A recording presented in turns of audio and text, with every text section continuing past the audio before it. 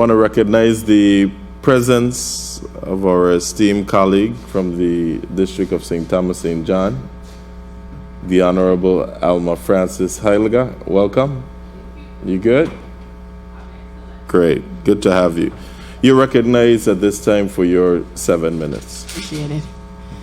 Good morning to my colleagues, to the people of the territory. Good morning to Ms. Hamilton. I hope you guys are having a blessed day. I hope everyone over the weekend enjoyed their Mother's Day. I am hearing an echo. Is that okay? No. Okay. Now that's better. Thank you so much. The first set of questions I wanted to ask Ms. Hamilton, since we're in the middle of a pandemic and dealing with COVID-19, what are some, and I don't know if some of these questions were asked earlier because I just got here. I had a previous appointment. But what I want to find out, and for my edification as well as the public, what are some of your major issues that you've been having and trying to articulate that the Virgin Islands is the place to be, whether during this pandemic or after?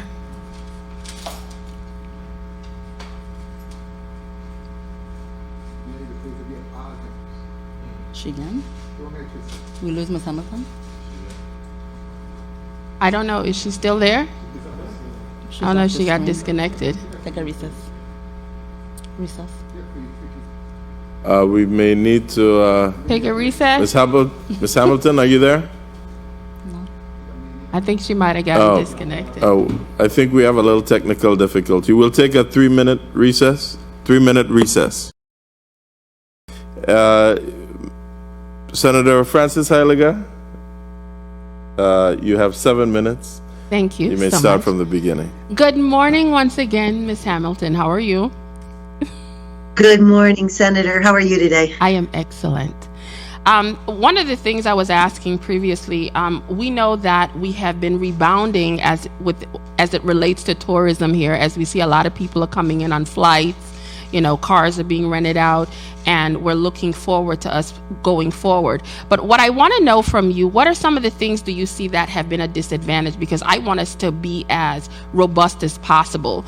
Since COVID-19, that where your agency would have to really push or see some improvement to continue our growth as it relates to tourism.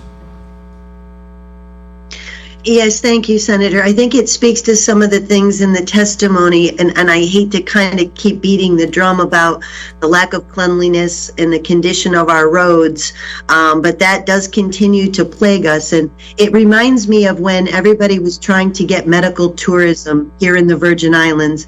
And what I learned from the experts on medical tourism is if you have a robust medical community that exists where you live, and it's wonderful for its visitors, and it's serving all of wonderful for its locals, and it's serving all of the needs of the local people, then you can open yourself up and allow medical tourism to come in for others. So that speaks to the same thing that you're saying. If this island is well taken care of, and the crime is reduced, and the litter is reduced, and our roads are in great shape, and it's easy to do business here, then we will organically flourish.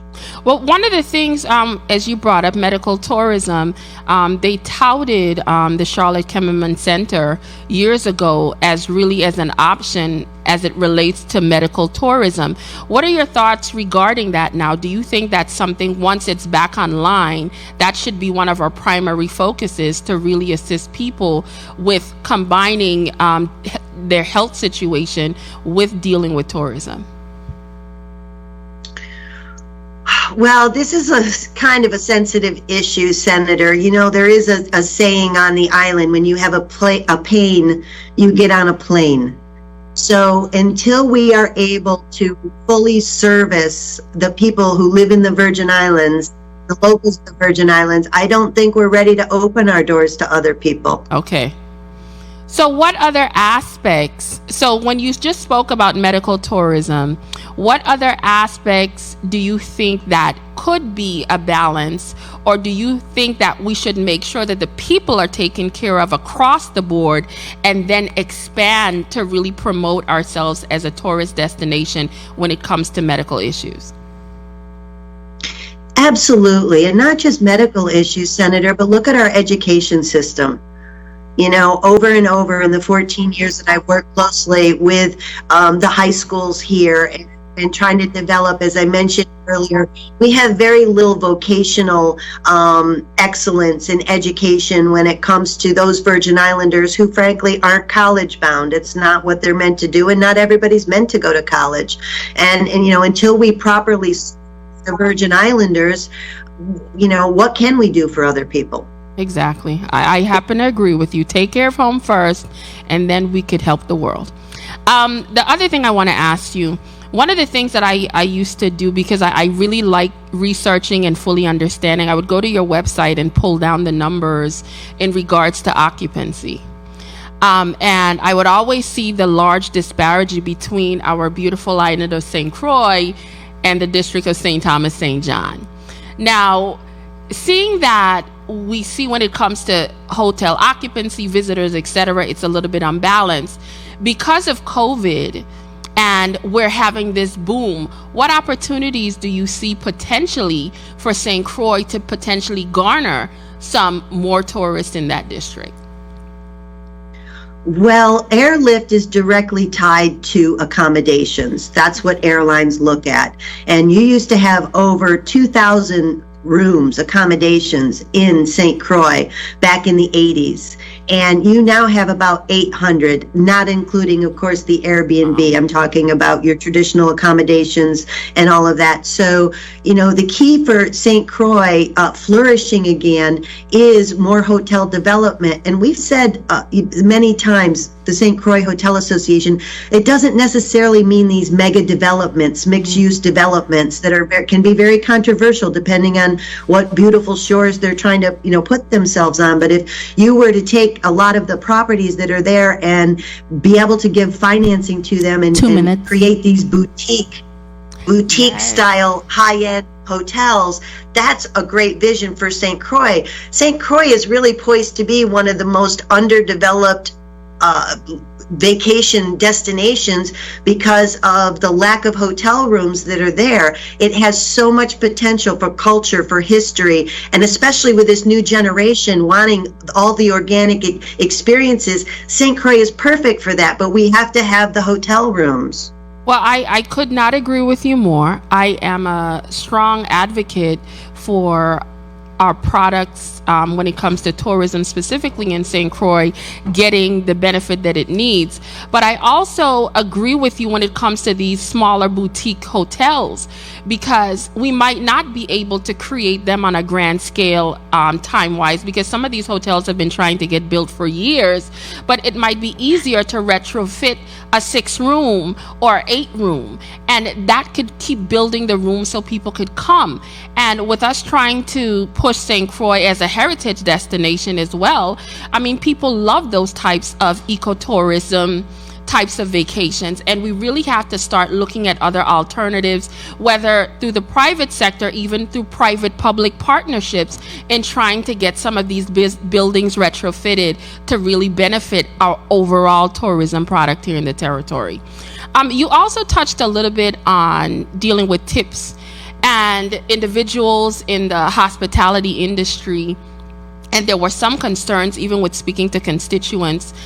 I wanted to know, do you think with the increase that has been in place over the last couple of years when it came to minimum wage as well as tipping, what benefits did you see that it might have brought? Mr. Chair, could I finish my question? You may. Thank you. What benefits do you see it might have brought? And also, what are your thoughts about the full implementation, specifically with those in the hospitality industry?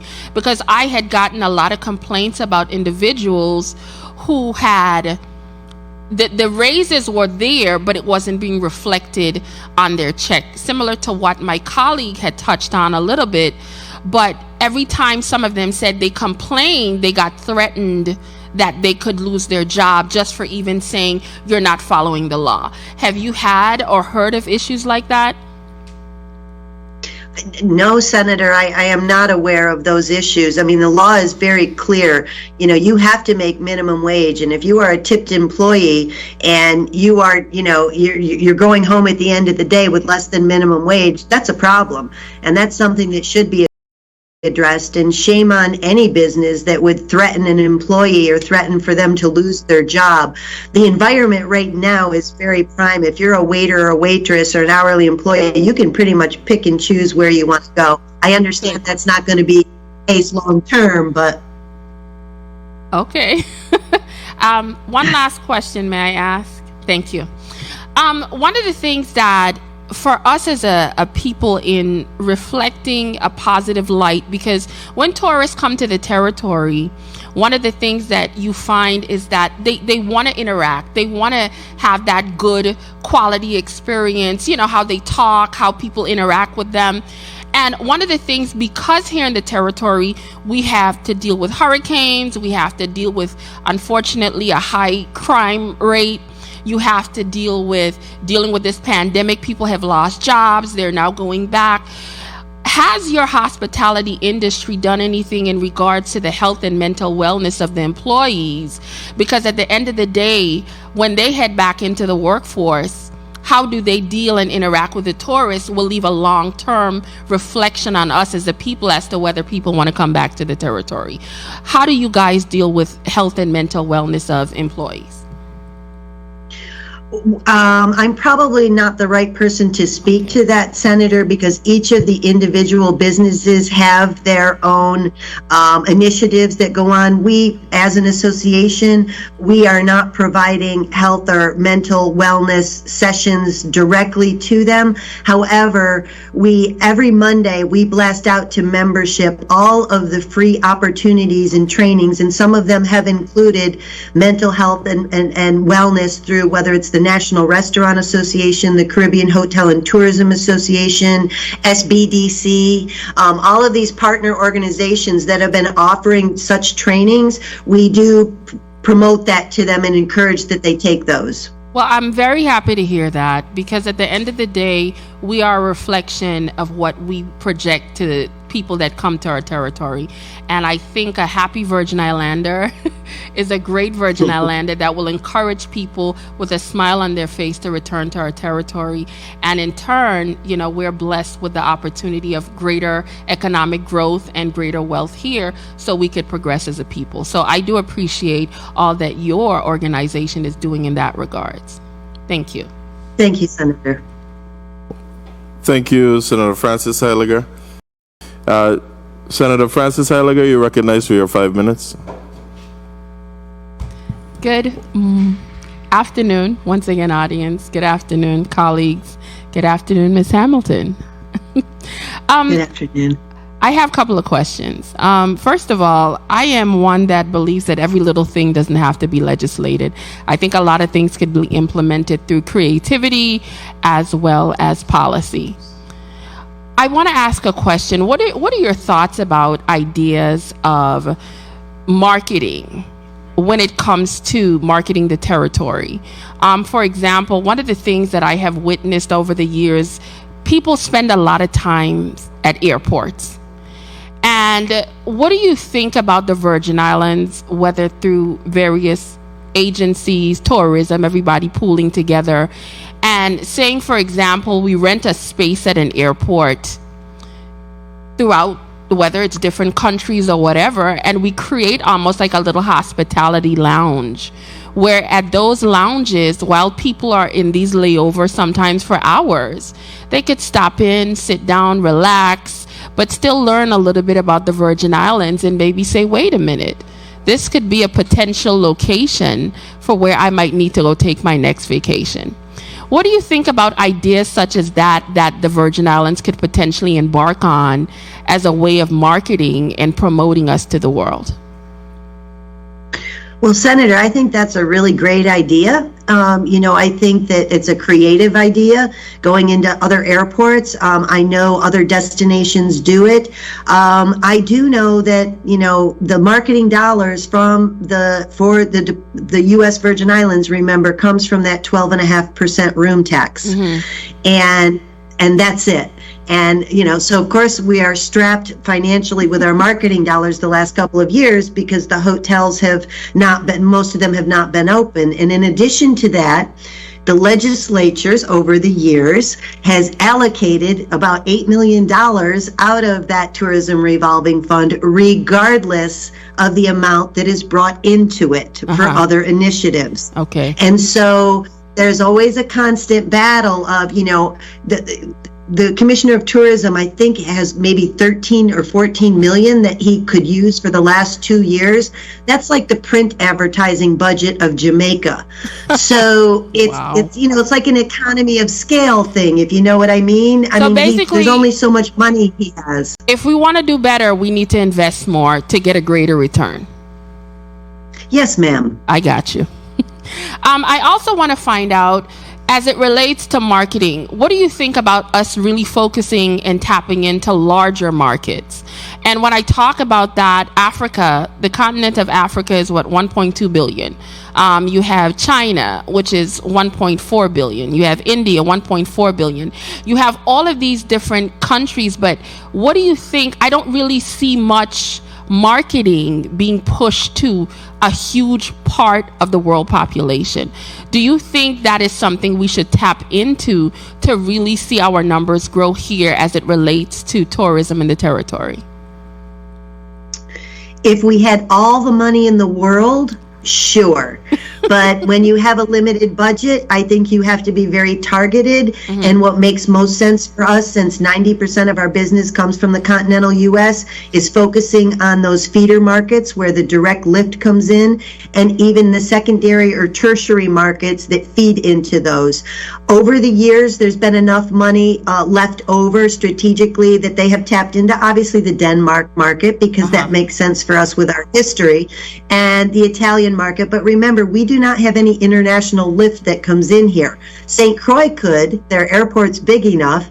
We have had some attempts with charter flights out of Denmark on that unfortunately have not been successful, because you have to align the product with the consumer that's coming here.